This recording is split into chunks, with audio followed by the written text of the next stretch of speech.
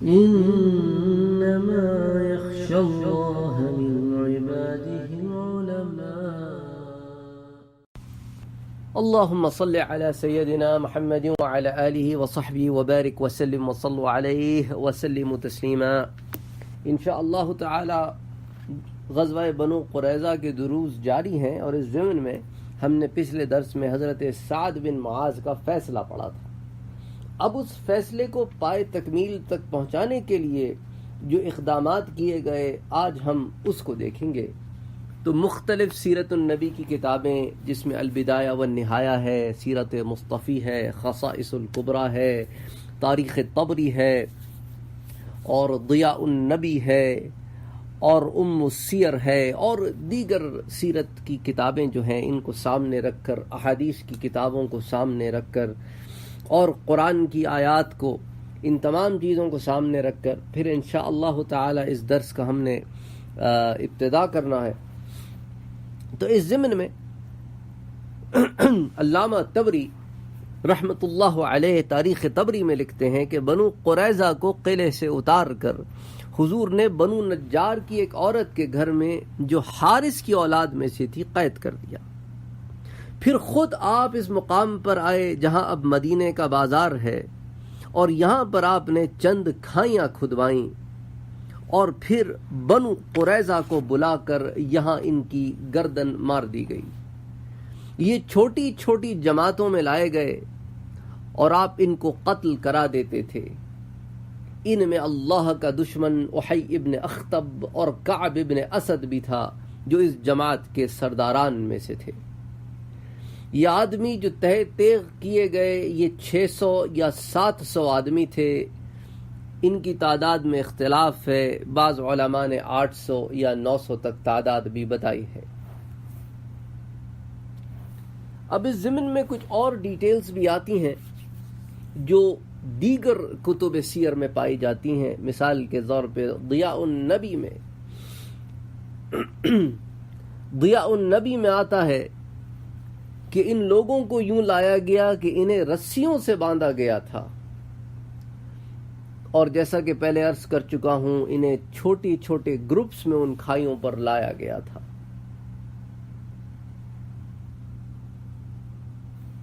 اور جب احی ابن اخطب کو قتل کرنے کے لیے لایا گیا تو اس کے ہاتھ اس کی گردن کے ساتھ جکڑے ہوئے تھے. اس نے سرخ رنگ کا لباس پہنا ہوا تھا جسے اس نے جگہ جگہ سے کاٹ دیا تھا تاکہ میرے مرنے کے بعد یہ کسی کے کام نہ آ سکے. جب اس بدبخت نے حضور کو دیکھا تو اس وقت بھی وہ اپنی خباثت سے باز نہ آیا اور کہنے لگا وما واللہ ما لمت نفسی فی عداوتک ولکنہ من یخذل اللہ یخذل. میں آج تک آپ کی اس عداوت سے باز نہ آیا اور ہمیشہ کرتا رہا، اور میں نے آپ کی عداوت میں کوئی کسر اٹھا نہیں رکھی، اور اس بات نے مجھے کبھی ملامت بھی نہیں کیا. لیکن اللہ جس کو ذلیل و رسوا کرے وہ ذلیل و خوار ہو کر رہتا ہے. بنی قریظہ کے سرداروں میں سے ایک کا نام زبیر ابن باتا بھی تھا، جو بہت بوڑھا تھا اور اندھا ہو گیا تھا. اس نے زمانے جاہلیت کی ایک لڑائی میں جو یوم بعاث کے نام سے معروف ہے، ثابت ابن قیس بن شماس کے ساتھ کوئی اچھا سلوک کیا تھا، کوئی احسان کیا تھا. تو حضرت ثابت چونکہ مسلمان ہو گئے تھے اور انہوں کو وہ احسان یاد تھا اور وہ احسان کا بدلہ چکانا چاہتے تھے، تو انہوں نے زبیر سے پوچھا کہ اے ابا عبد الرحمن، کیا تم نے مجھے پہچانا؟ اس نے کہا میرے جیسا آدمی تیرے جیسے آدمی کو کیسے بھول سکتا ہے؟ حضرت ثابت نے کہا کہ میں آج تیرے احسان کا بدلہ دینا چاہتا ہوں. اس نے کہا کریم النفس لوگ ایسا ہی کیا کرتے ہیں. چنانچہ ثابت حضور کی بارگاہ میں حاضر ہوئے اور حضور نے زبیر کی جان بخشی کر دی. تو حضرت ثابت حضور کی خدمت میں حاضر ہوئے اور زبیر کی جان بخشی کی درخواست کی. حضور نے منظور کر لی. انہوں نے آ کر اس کو بتایا تو وہ بولا کہ شیخ کبیر لا اہل لہ ولا ولد فما یصنع بالحیات. دیکھو میں ایک بوڑھا آدمی ہوں، نہ میری تو بیوی ہے نہ میری اولاد ہے، میں زندہ رہ کر کیا کروں گا؟ ثابت پھر حضور کی خدمت میں حاضر ہوئے، حضور نے اس کی بیوی اور اس کی اولاد کو بھی آزاد کرنے کا حکم صادر فرما دیا۔ جب اس کو بتایا تو وہ بولا وہ گھرانہ جس کی حجاز میں کوئی جائیداد نہ ہو وہ کیسے زندہ رہے گا؟ ثابت نے حاضر ہو کر عرض کیا یا رسول اللہ اس کی یہ گزارش ہے، تو حضور نے ازراہ کرم اس کا مال و اسباب اور اس کی جائیداد بھی اس کو واپس کر دی۔ جب ثابت نے یہ ساری باتیں آ کر اس کو بتائی تو وہ بولا اس شخص پر کیا گزری جس کا چہرہ چینی آئینے کی مانند شفاف تھا کہ کنواری لڑکیاں اس میں اپنا چہرہ دیکھتی تھیں، یعنی کہ کعب ابن اسد کی بات کر رہا تھا کہ وہ بڑا خوبصورت آدمی تھا۔ تو پوچھنے لگا اس کا کیا حال ہے؟ تو انہوں نے بتایا کہ وہ تو قتل کر دیا گیا۔ پھر اس نے پوچھا شہروں اور دیہات کے سردار رحی ابن اخطب کا کیا بنا؟ تو بتایا گیا وہ بھی اپنے کیفر کردار کو پہنچ گیا اور قتل کر دیا گیا۔ پھر دریافت کیا کہ اس 72 پر کیا گزری کہ جب ہم حملہ کرتے تھے تو وہ مقدمۃ الجیش میں ہوتا تھا، یعنی کہ آگے آگے لشکر کے بالکل آگے آگے ہوتا تھا، اور جب بھاگتے تھے تو وہ پیچھے رہ کر ہماری حفاظت کرتا تھا، یعنی اس کی مراد تھی عزال بن شموال۔ تو بتایا گیا کہ اس کو بھی مار دیا گیا۔ پھر اس نے پوچھا اچھا بتاؤ کہ بنی کعب بن قریظہ اور بنی عمر بن قریظہ کا کیا حال ہے؟ بتایا گیا کہ وہ بھی ختم ہو گئے۔ تو زبیر بن باتا کہنے لگا کہ ان کے چلے جانے کے بعد اب زندگی میں کوئی لطف نہ رہا۔ ثابت میں تجھے اس احسان کا واسطہ دیتا ہوں جو میں نے تجھ پر کیا تھا کہ مجھے بھی ان سے ملا دے۔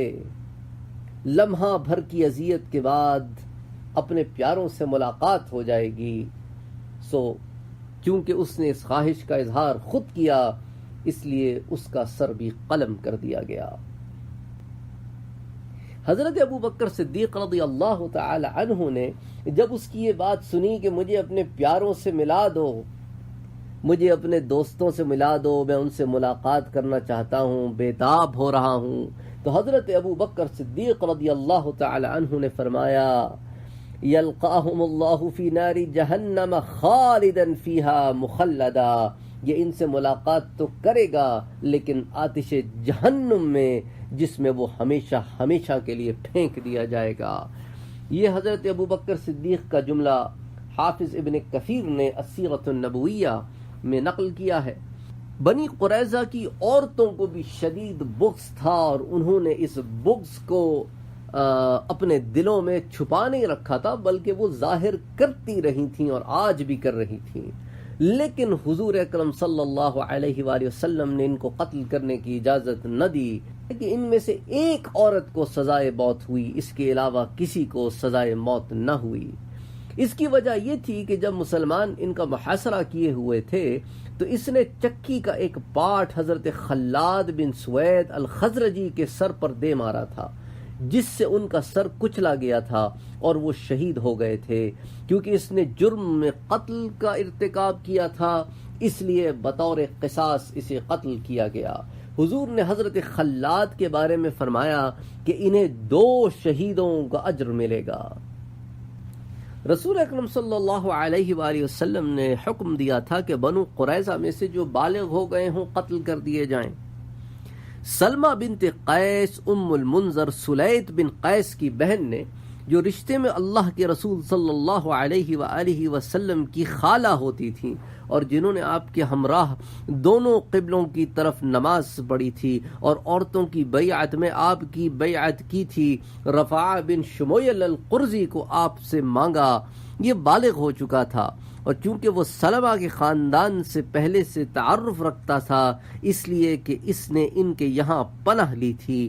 سلمہ نے اللہ کے رسول صلی اللہ علیہ وآلہ وسلم سے عرض کیا کہ اللہ کے نبی فدا کا ابی و امی، میرے ماں باپ آپ پر فدا ہوں، آپ رفاعہ بن شمویل کو مجھے دے دیجئے، کیونکہ وہ وعدہ کرتا ہے کہ نماز پڑھے گا اور اونٹ کا گوشت کھائے گا، یعنی جو یہود تھے وہ اونٹ کا گوشت نہیں کھاتے تھے۔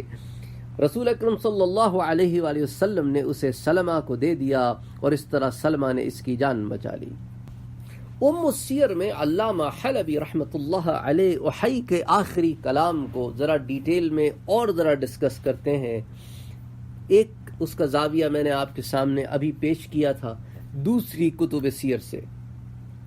تو جب حضور اکرم صلی اللہ علیہ وآلہ وسلم کے سامنے وحی ابن اخطب کو لایا گیا تو اس کے دونوں ہاتھ گردن پر رکھے ہوئے اور رسی سے بندھے ہوئے تھے. حضور نے اس کو دیکھا تو فرمایا کہ اے خدا کے دشمن، کیا اللہ نے تجھے ہمارے قابو میں نہیں ڈالا؟ وحی نے کہا کہ بے شک اللہ کو یہی منظور تھا کہ میں آپ کے قابو میں آ جاؤں، مگر خدا کی قسم میں آپ کی دشمنی کے لیے اپنے آپ کو ملامت نہیں کر سکتا. البتہ یہ حقیقت ہے کہ اللہ جس کو رسوا اور خوار کرنا چاہے وہ خوار ہو کر رہتا ہے. غرض اس کے بعد وحی لوگوں کی طرف متوجہ ہوا اور بولا کہ لوگوں، کچھ مذائقہ نہیں، اللہ نے بنی اسرائیل کے لیے جو سزا مقرر فرمائی تھی اور جو تباہی اس کا مقدر بن چکی تھی وہ پوری ہو گئی. اس کے بعد وحی بیٹھ گیا اور اس کی گردن مار دی گئی. بنی قریظہ کے سردار کعب بن اسید کو یا کعب بن اسد کو جب قتل کے لیے سامنے لایا گیا تو حضور نے اس سے فرمایا کہ اے کعب. اس نے کہا یا ابو القاسم کیا ہے؟ آپ نے فرمایا تم نے اب ابن خراش کی نصیحتوں سے کوئی فائدہ نہیں اٹھایا. جو میری تصدیق کرتا تھا اس نے تمہیں نصیحت کی تھی کہ میری اطاعت اور پیروی کرنا، اور اگر تم میرا زمانہ پاؤ تو مجھ سے اس کا سلام کہنا. کعب نے کہا بے شک توریت کی قسم ابو القاسم ایسا ہی تھا، اور اگر مجھے یہ ڈر نہ ہوتا کہ یہود کے لوگ مجھے شرم دلائیں گے کہ میں سر پر تلوار دیکھ کر ڈر گیا تو میں آپ کی اطاعت کر لیتا، اس لیے میں یہودی مذہب پر ہی مرتا ہوں. اس کے بعد حضور کے حکم پر اس کو آگے لایا گیا اور اس کی گردن مار دی گئی. یہودیوں کے اس قتل کے نگران حضرت علی رضی اللہ تعالی عنہ اور حضرت زبیر ابن عوام رضی اللہ تعالی عنہ تھے. یعنی کہ یہی دو افراد تھے جو بنو قریظہ کے ان بالغ مردوں کو قتل کر رہے تھے. اچھا، یہاں پر ایک اشکال کا میں ازالہ کر دوں کہ بعض کتابوں میں ایک اور واقعہ بھی آتا ہے. مثال کے طور پہ کتاب امتاع میں آتا ہے تو کہ سارے مردوں کو یا جتنے بھی بالغ لوگ تھے ان کو کیا ساروں کو حضرت علی اور حضرت زبیر نے قتل کیا. تو اس میں ایک اور رائے آتی ہے کہ ہاں ساروں کو تو نہیں کیا لیکن ان تمام لوگوں کو کیا جن کو حضور صلی اللہ علیہ وآلہ وسلم نے ان کے سپرد کیا. تو پھر باقی لوگوں کو کیوں نہ کیا؟ اس کے پیچھے جو رائے ہے وہ اس کے پیچھے ایک واقعہ ہے. ہوا یہ ہے کہ حضرت سعد ابن عبادہ اور حباب ابن منذر اللہ کے رسول کے پاس آئے اور کہنے لگے یا رسول اللہ، قبیلہ اوس کے لوگ یہودیوں کے اس قتل عام کو ناپسندیدہ نظروں سے دیکھ رہے ہیں، کیونکہ بنی قریظہ کے لوگ اوسیوں کے حلیف اور دوست تھے.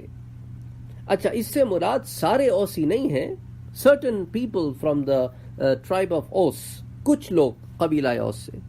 یہ سن کر اوس کے سردار حضرت سعد ابن معاذ نے کہا کہ نہیں، اوس کے قبیلے میں ایک شخص بھی اس بات پر ناخوش نہیں ہے، اسی میں خیر ہے، اور جو شخص اس کو ناپسند کرتا ہے اللہ اس سے راضی نہیں.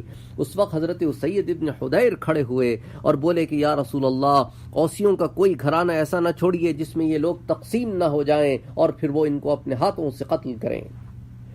تو وہ جو جماعت تھی اوسیوں کی جو اس بات پر ان کا ناخوش تھے کہ ہمارے حلفاء قتل ہو رہے ہیں، تو ان لوگوں کو پھر یہ کام دیا گیا کہ ہر ایک کو کوئی نہ کوئی یہود میں سے بندہ دیا گیا جس کو وہ قتل کرتے.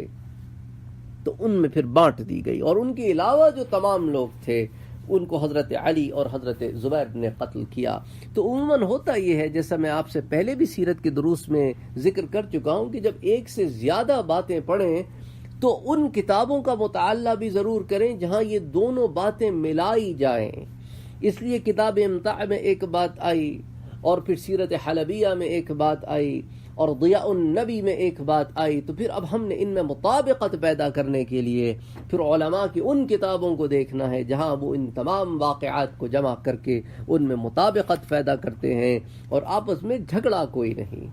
اس لیے جب آپ کی سمجھ میں کوئی بات نہ آئے تو علماء سے رجوع کریں، اور اصحاب سوء اور اصحاب فساد پھیلانے والوں سے بچیں، ان لوگوں سے بچیں جو دلوں میں تفرقہ ڈالتے ہیں، جو لوگوں کو آپس میں لڑاتے ہیں اور بیکار کے مسئلوں میں الجھا کے رکھتے ہیں، دین نہیں سمجھاتے بلکہ لوگوں کو لڑاتے رہتے ہیں اور اپنی پنچایتیں قائم کرتے رہتے ہیں، فساد فی الارض کرتے ہیں۔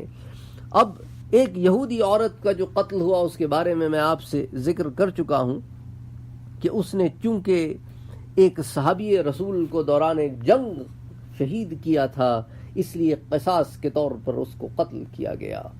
تو جہاں تک قتل ہونے والوں کا تعلق ہے تو صرف وہ لوگ قتل کیے گئے جو جوان اور بالغ ہو چکے تھے، اور نابالغوں کو قتل نہیں کیا گیا بلکہ غلام بنایا گیا۔ حضرت عطیہ قرظی کہتے ہیں کہ اس وقت میری عمر لڑکپن کی تھی، چنانچہ قرظیوں کے قتل کے وقت مسلمانوں نے مجھے نابالغ قرار دیا اور میرے قتل سے باز رہے، بعد میں یہ مسلمان ہو گئے۔ تو اسی طرح بنی قریظہ سے حضرت سعد ابن معاذ کی آنکھیں ٹھنڈی ہوئیں اور اللہ نے ان کی دعا قبول فرمائی۔ اب یہاں پر ایک ذرا مسئلہ دیکھ لیتے ہیں کہ کہا جاتا ہے کہ بنی قریظہ کے مردوں کو جو قتل کرنے کا فیصلہ تھا وہ بہت سخت تھا، یعنی بعض اعتراضات جو آتے ہیں مسلمانوں کی طرف سے نہیں، غیر مسلموں کی طرف سے، اور کئی دوسری کتب میں آج کل تو یہ باتیں بڑی عام ہو گئی ہیں، اس لیے ان اعتراضات کی طرف دیکھنا اور ان کا جواب دینا ضروری ہے۔ تو علماء کہتے ہیں کہ ہم ان لوگوں سے اتنا پوچھتے ہیں کہ وہ یہ فرمائیں کہ یہ حکم سخت صحیح لیکن یہ عادلانہ تھا یا ظالمانہ تھا۔ ہر شخص جس نے بنی قریظہ کے حالات کا تفصیلی مطالعہ کیا ہے اور اس میں حق گوئی کی جرت بھی کی ہے، وہ یہ کہنے پر مجبور ہوا کہ یہ فیصلہ سراسر عدل و انصاف پر تھا۔ آپ کو خوب معلوم ہے کہ حضور جب ہجرت کر کے یثرب میں آئے تو اس وقت یہود کے جو 3 قبائل تھے، بنو قینقاع، بنو نذیر اور بنو قریظہ، وہ یہاں پہ رہتے تھے۔ حضور نے ان سب کے ساتھ دوستی کے معاہدے کیے، جن معاہدوں کے ذریعے ان کو مکمل مذہبی آزادی دی گئی، وہ اپنے مذہبی شعائر اور تقریبات کو بآسانی منا سکتے تھے، انہیں کاروبار کرنے، زراعت اور دیگر معاشرتی سرگرمیوں میں حصہ لینے کا حق دیا گیا، اور انہیں ان کی جان و مال و عزت و آبرو کا تحفظ دیا گیا۔ ان سے فقط یہ مطالبہ کیا گیا کہ اگر مسلمانوں پر حملہ کیا جائے گا تو وہ دشمنوں کا ساتھ نہ دیں گے اور مسلمانوں کے خلاف سازش نہ کریں گے۔ لیکن آہستہ آہستہ ان تینوں نے ان معاہدات کو توڑ دیا، لیکن وہ بعض یہودی قبائل جو آباد رہے، جنہوں نے نہیں توڑا، وہ اپنے انہی معاملات پر قائم رہے، لیکن یہ وہ لوگ تھے جنہوں نے توڑ دیا۔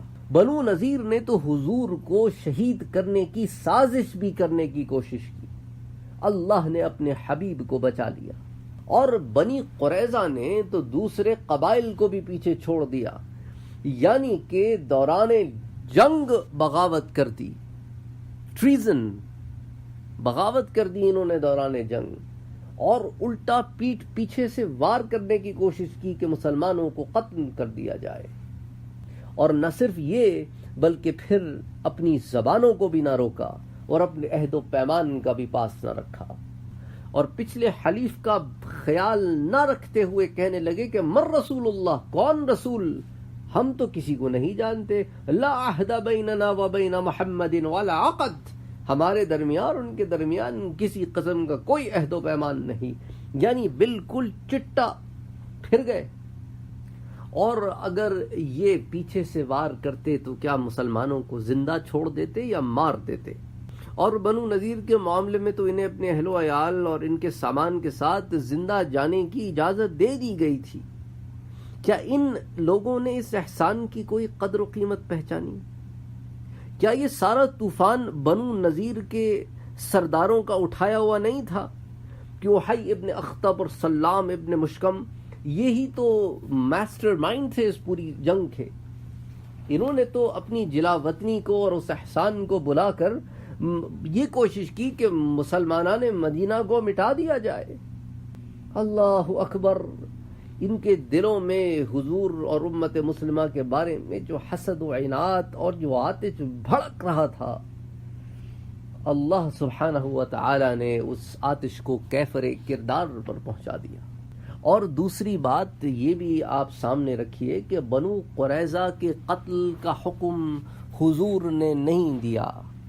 بنو قریظہ کے قتل کا حکم ان کے حلیف اوس کے سردار سعد ابن معاذ نے دیا، اور حکم صادر کرنے سے پہلے انہوں نے پوچھا تھا کہ دیکھو اوسیوں، میرے فیصلے پر تم راضی ہوگے؟ اوسیوں نے کہا جی. خزرجیوں سے پوچھا، خزرجیوں تم میرے فیصلے پر راضی ہوگے؟ خزرجیوں نے کہا ہاں. مہاجرین سے پوچھا، اور پھر بنو قریظہ سے پوچھا کہ بنو قریظہ کیا تم میرے فیصلے پر راضی ہوگے؟ انہوں نے کہا ہاں. تو پھر فیصلہ صادر کیا. اب حضرت موسیٰ علیہ السلام کا طرز عمل دیکھیں. جو یہود و نصارہ دونوں ان کو اللہ کا نبی اور رسول مانتے ہیں، کتاب استثناء میں باب 20 کی آیت 10 سے 14 ملاحظہ کرتے ہیں. یہ تو ان کی کتابیں ہیں. اس میں یہ جو 4-5 آیتیں ہیں، اس میں آتا ہے کہ جب تو کسی شہر سے جنگ کرنے کو اس کے نزدیک پہنچے تو پہلے اسے صلح کا پیغام دینا، اور اگر وہ تجھ کو صلح کا جواب دے اور اپنی پھاٹک تیرے لیے کھول دے تو وہاں کے سب باشندے تیرے بعد گزار بن کر تیری خدمت کریں گے، اور اگر وہ تجھ سے صلح نہ کرے بلکہ تجھ سے لڑنا چاہے تو ان کا محاصرہ کرنا، اور جب خداوند تیرا خدا اسے تیرے قبضے میں کر دے تو وہاں کے ہر مرد کو تلوار سے قتل کر ڈالنا، لیکن عورتوں اور بال بچوں اور چوپایوں اور اس شہر کے سب مال اور لوٹ کو اپنے لیے رکھ لینا، اور اپنے دشمنوں کی اس لوٹ کو جو خداوند تیرے خدا نے تجھے دی ہو کھانا. یہ تو کتاب استثناء ہے. اب کتاب گنتی میں نمبرز میں آ جاتے ہیں، دا بک آف نمبرز. یہ تورات ہے، یہ قرآن نہیں، یہ تورات کی بات ہو رہی ہے. اور جیسا خداوند نے اس کا باب نمبر 31 ہے، اس کی آیت 7 to 10 ملاحظہ کریں. اور جیسا خداوند نے موسیٰ کو حکم دیا تھا اس کے مطابق انہوں نے مدیانیوں سے جنگ کی اور سب مردوں کو قتل کر دیا، اور انہوں نے ان مقتولوں کے سوا عدی اور رقم اور سور اور حور اور ربع کو جو مدیان کے 5 بادشاہ تھے جان سے مارا، اور بعور کے بیٹے بلعام کو بھی تلوار سے قتل کیا. اور بنی اسرائیل نے مدیان کی عورتوں اور ان کے بچوں کو اسیر کیا، یعنی کہ ان کو اپنا غلام بنایا، باندی بنایا، اور ان کے چوپائے، بھیڑ بکریاں اور مال و اسباب سب کچھ لوٹ لیا، اور ان کی سکونت گاہوں کے سب شہروں کو جن میں وہ رہتے تھے اور ان کی سب چھاونیوں کو آگ سے پھونک دیا.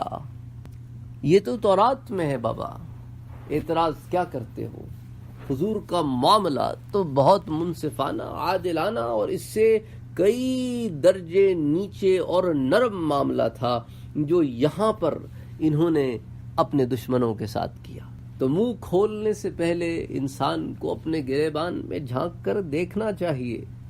انا للہ و انا الیہ راجعون. تو بہرحال چونکہ یہ اعتراضات ہیں تو اس لیے ان کا جواب دینا ضروری تھا. اسی لیے ہمیں کتب سابقہ، کتب متقدمہ میں جا کر پھر دیکھنا پڑا کہ ان کے پاس ان معاملات میں کیا معاملہ کیا جائے. تو ان کے پاس تو بہت سخت معاملہ ہے، اس سے بھی زیادہ کئی گنا سخت معاملہ ہے.